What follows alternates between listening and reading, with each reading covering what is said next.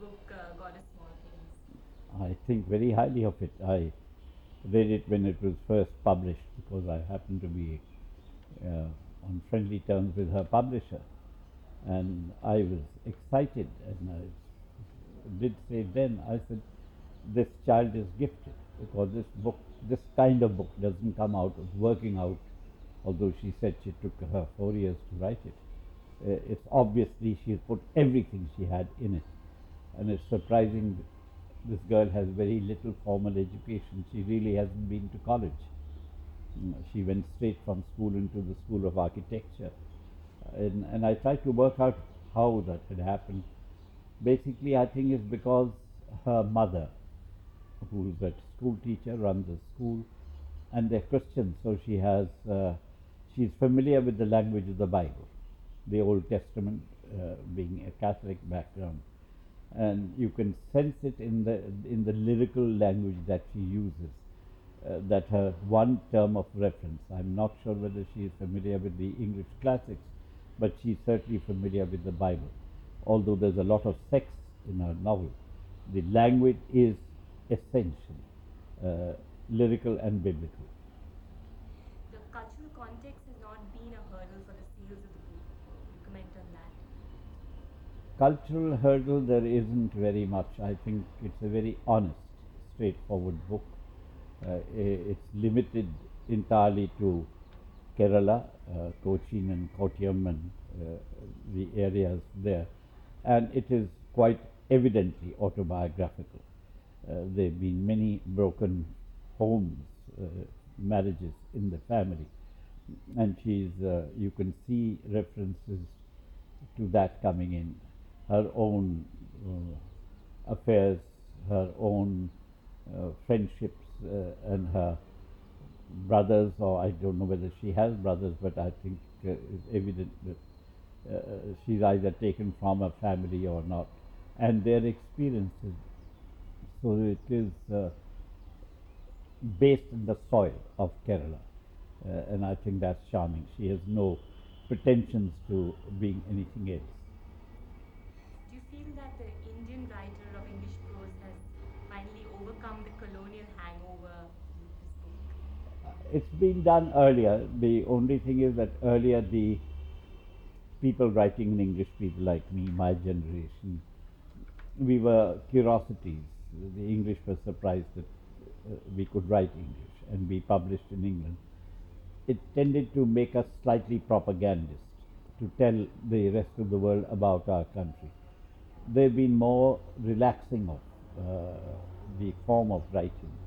I think the pioneers of this movement are people like Salman Rushdie, Vikram Seth, Arundhati Roy, and younger people who are writing like Upamanyu Chatterjee, Amitav Ghosh.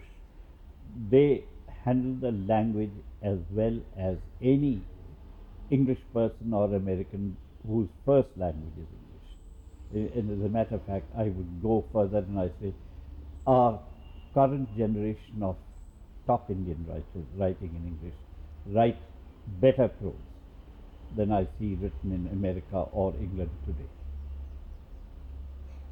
We've just changed the topic completely now and moved to the history of Indian democracy.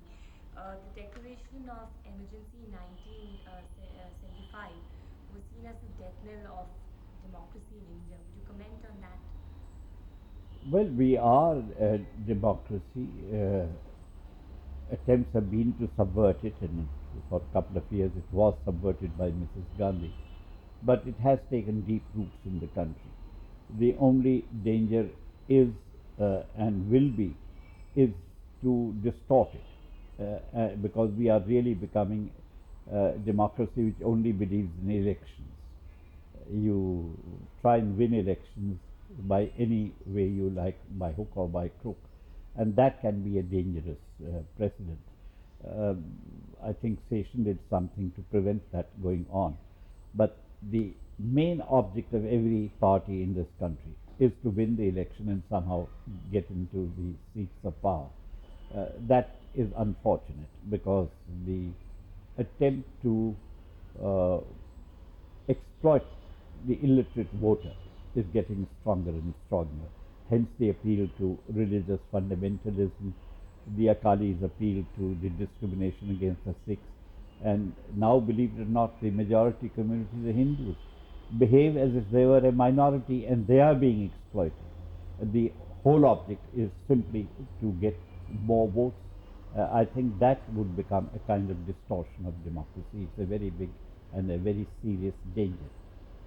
Indira Gandhi called for the emergency, but at the same time, she herself called for elections in '77. Why did she do? Why did she call the emergency in the first place, and then why did she call for elections? Because I think she did sense that she had no legitimacy as, as soon as she took over the reins of the country as a near dictator. She felt that she should have it legitimized.